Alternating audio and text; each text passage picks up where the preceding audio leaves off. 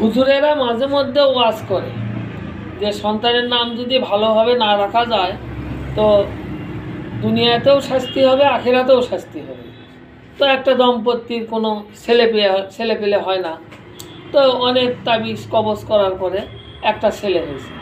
তো ছেলের নাম রাখছে আর পাসনা। তো একদিন সকালে আর পাসনারে আর পাওয়া যায় না।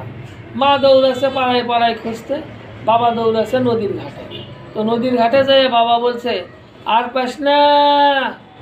তখন যেই বলছে আর পাসনা, নদীর পাড়ে মাঝি মাল্লারা জাল দিয়ে মাছ মারছে, কিন্তু সকালে এত জাল খেওয়াচ্ছে যে একটা মাছও ওঠেনি।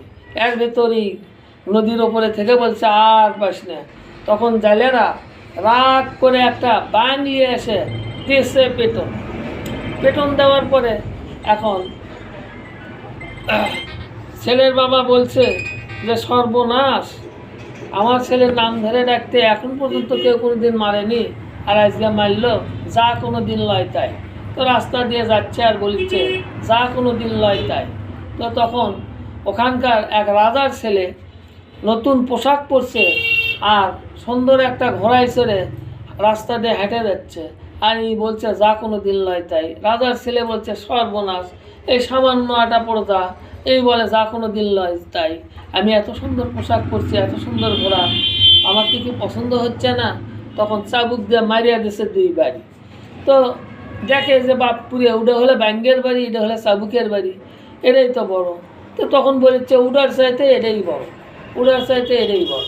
তখন রাস্তা দিয়ে এলাকার একটা বড় সন্ত্রাসী আসছে, সন্ত্রাসীর গলায় ছিল ঘ্যাট। তো এই বলছে উডার চাইতে এটাই বড়।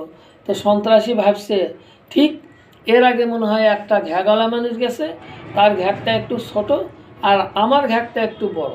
আচ্ছা, আমার ঘ্যাট ছোট হোক বড় হোক এই কবার কি, তো মারিয়া দিছে কয়েকটা বক্সিং।